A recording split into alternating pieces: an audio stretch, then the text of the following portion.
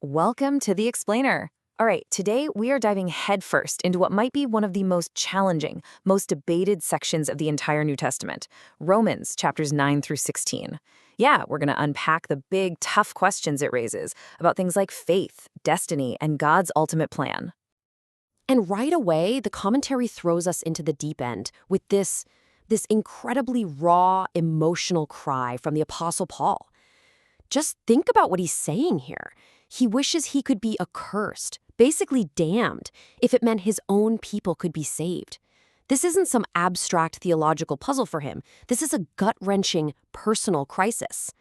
And Paul's personal anguish, it forces this huge, unavoidable question that the commentary really has to wrestle with.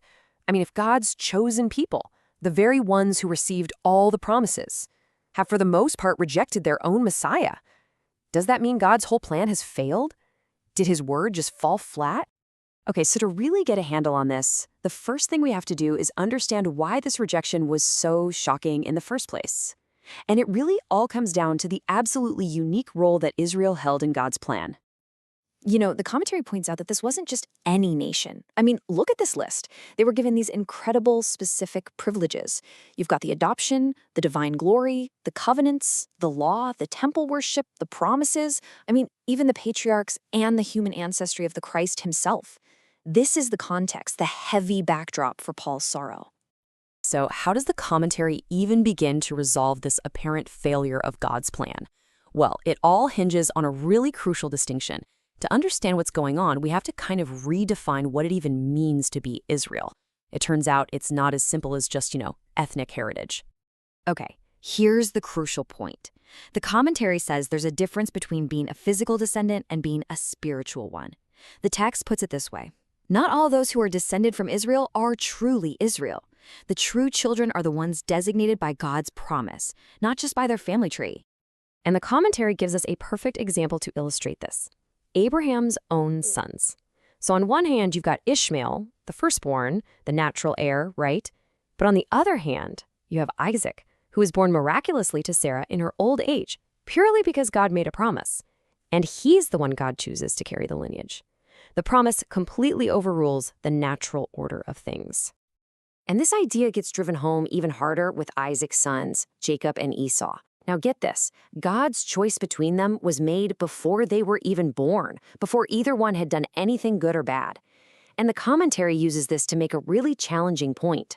God's election is based on his own sovereign purpose, and it's completely separate from our actions or our merit. So this leads to a powerful and, let's be honest, for many, a pretty challenging analogy: the potter and the clay. Just like a potter has the right to shape the same lump of clay into different kinds of vessels for different purposes, the argument is that God has the absolute freedom to show mercy according to his own will, shaping destinies as he sees fit. Okay, so if God's plan hasn't failed, and his choice is sovereign, that leaves another huge question on the table, right? What's the purpose behind Israel's widespread unbelief? I mean, is there a reason for their stumbling? And the answer the commentary presents is a resounding yes. Israel's stumbling, it wasn't an accident. It wasn't a final, irrevocable fall. No, in a really stunning twist in God's plan, their transgression actually served an incredible, totally unexpected purpose. And that purpose is captured in this amazing metaphor of an olive tree. So picture this. The tree itself is nourished by the root of God's promises to the patriarchs.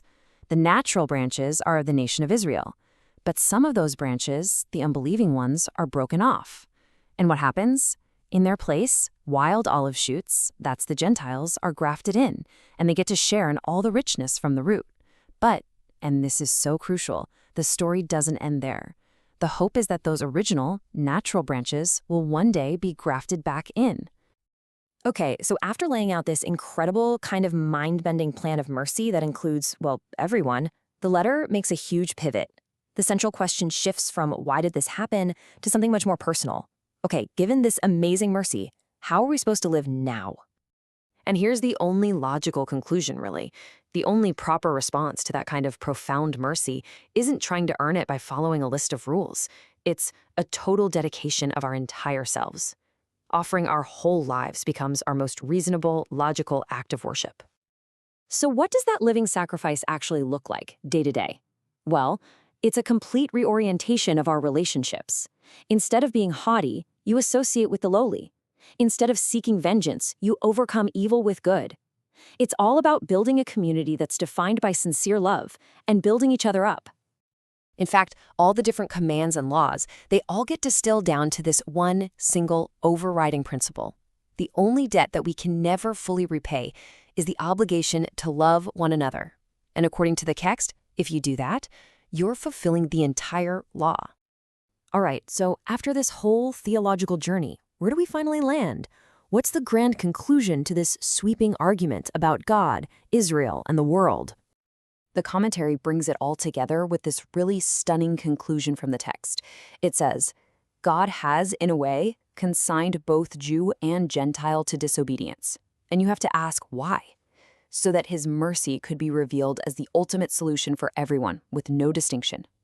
It's a plan that just levels the playing field, making grace available to absolutely all. But here's the thing. Ultimately, the goal of this entire argument isn't to give us a neat, tidy answer that we can just master and put in a box. The commentary suggests it's all meant to lead us right here, to a place of just sheer awe.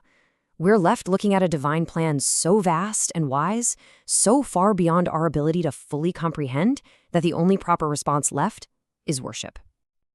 And that leaves us with one final thought to wrestle with. If this commentary is right, if the grand cosmic story is all about an unfathomable mercy that overcomes universal failure, how might that reframe the smaller stories of our own lives? Our daily conflicts, our personal judgments, maybe even our resentments?